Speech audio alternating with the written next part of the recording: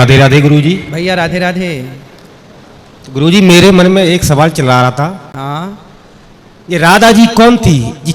14 वर्ष के लिए इस कृष्ण भगवान के साथ क्यों रही थी?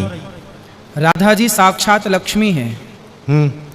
और इन्हें भगवान से 100 वर्षों का वियोग होने का श्राप दिया था श्री रामा ने।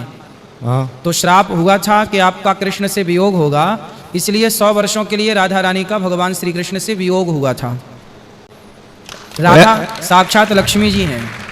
तो गुरुजी मैं क्या है सत्संग में था, ऐसे ही मैं टीवी पे भागवत सुन रहा था। ठीक है।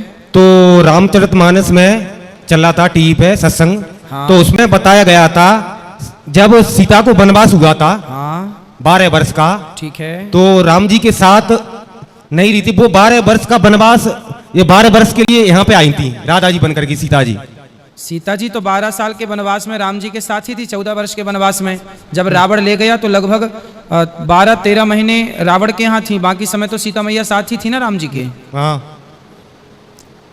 तो ये महाराज देवकीनंदन ठाकुर जी ने जी बताया था जो सीता जी जो वहाँ पे 12 वर्ष का वनवास हुआ था वो सीता जी बनकर के जो राधा जी का रूप लिया था। तो सीता भी लक्ष्मी है और राधा भी लक्ष्मी है। ठीक कहा कि राधा और सीता दोनों तत्व तो लक्ष्मी तत्व है ना, इसलिए लक्ष्मी ही राधा है, लक्ष्मी ही सीता है। ठीक है, आपकी बात ठीक है जी। और कोई सवाल? एक सवाल है गुरुजी, आपने कल कहा था, हाँ मैंने आपसे पूछा था, जो कोई झूठ मस्करी जाने और कलयुग में गुड़ बंत बखाने। हाँ तो आपने कहा था ये कलयुग का प्रभाव है। ठीक है। कलयुग में अधर्म पे चलने वाला ही आगे बढ़ेगा ना तो हमने ये नहीं कहा कि अधर्म पे चलने वाला नहीं, तो रामायण में तो लिखा है गुरुजी ना बेटा। जो कोई झूठ मस्करी जाने और कलयुग में गुड़ बंत बखाने। कलयुग में उसकी महिमा समाज में बड़ी होगी पर उसका नाश भी जल्दी होगा। बेईमानी का बहुत जल्दी दुर्योधन ने बेईमानी की तो 12 वर्ष वनवास में पांडव गए, 13 वर्ष अज्ञातवास, 14वें वर्ष 15वें वर्ष में तो सर्वनाश हो गया कौरवों का। बेईमानी का बहुत जल्दी नाश है। ईमानदारी से चलने वाला सतयुग में भी सुखी था, द्वापर में भी और कलयुग में भी सुखी रहेगा। इसलिए बेईमानी कितनी करोगे, कब तक करोगे? आज नहीं कल, कल नहीं परसों, ईश्वर सब देख ही रहे हैं।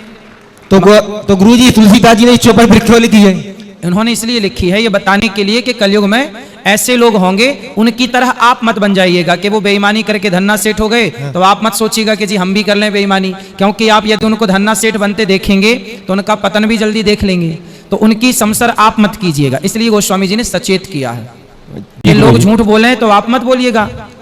तो गुरुजी जो सत्य मार्ग पर चलता है उसके जीवन में दुख क्यों आता है? ये आपने पूछा था कल भी। हाँ जी।